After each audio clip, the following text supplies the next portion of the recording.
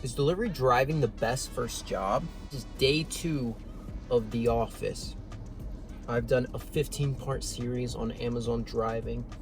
Now, because I'm wrapping up college, I'm entering my time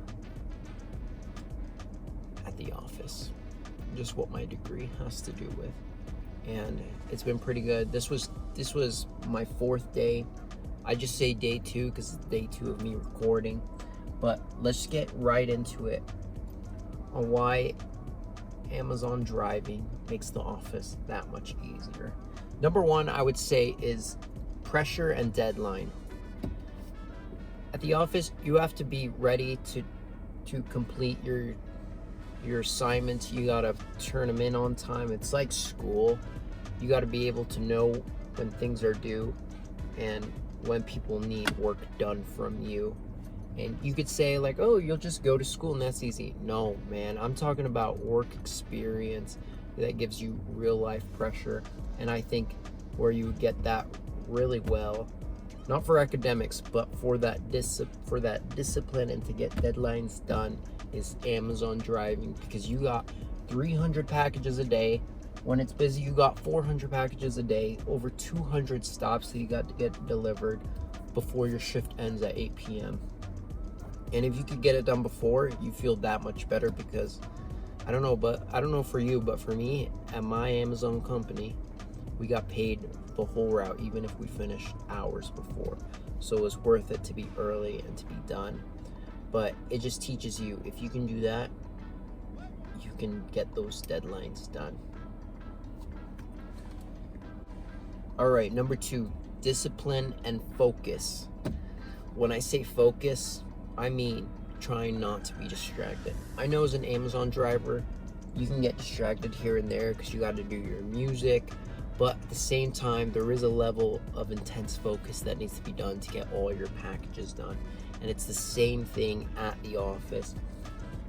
You have to be focused, because if you're not focused, man, time flies so fast. And working at a job like Amazon delivery makes it much better, because you're focused on what? Not just running down the clock like every other job. You're just focusing on finishing your route, and that's it. And I think obviously at The Office, you got to go work your hours and you are watching the clock. But if you learn to be focused and you learn to do a job like Amazon where you're not paid based on the hour, at least for me, I would say if you're going to do Amazon, don't get paid by the hour, get paid by the shift. If you can find a gig like that, then it teaches you how much better it is to get paid for your work, not for your time, because our time's so valuable. And obviously, sounds weird for me to say that, especially me working at The Office now where we're paid by the hour, but honestly, it just tells you the type of focus that you need, especially if you don't want to work at The Office forever, if you don't want to do Amazon driving forever. If you can do that, you can have the push and drive to start your own business, do your own thing on the side. You can start getting paid for things you're actually passionate about. And I think I've said this before, but people are smarter than they actually are. Take it from someone who's about to finish college and who's done an Amazon delivery driver, the most vanilla job, and that's why you need focus and discipline.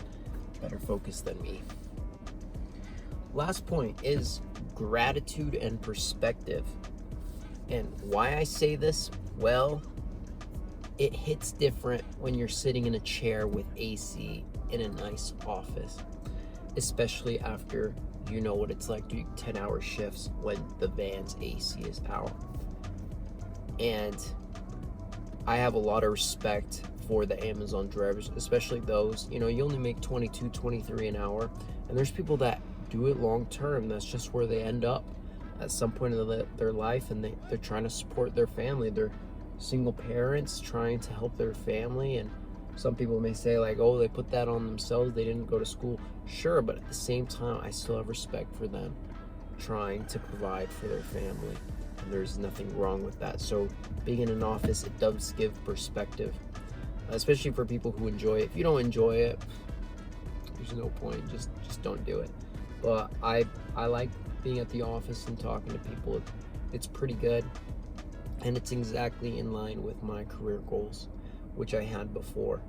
So I would say having a job at Amazon, even if you're not going to go to the office after, is the perfect transition job to help you move on. If you don't got a work ethic, you could do so many other hard jobs, sure, whatever, but the bar is so low. If you can just do an Amazon delivery driver job position for 40 hours a week, 4 shifts a week is what I mean. It's like you're set. I know one person that I've talked to said, no, if you can be an Amazon driver, all you can be is an Amazon driver. I don't think that's true. Based on what I've seen, if you're focused, if you try to get your work done as a delivery driver, the most vanilla job, those are the people that usually I see that go on to do more bigger and better things in life, things that they're more passionate about. Not really about money. Sure, money is important because, you know, more of it helps us have flexibility with our life, but they're just able to do bigger things. And when I say that, things that they like doing.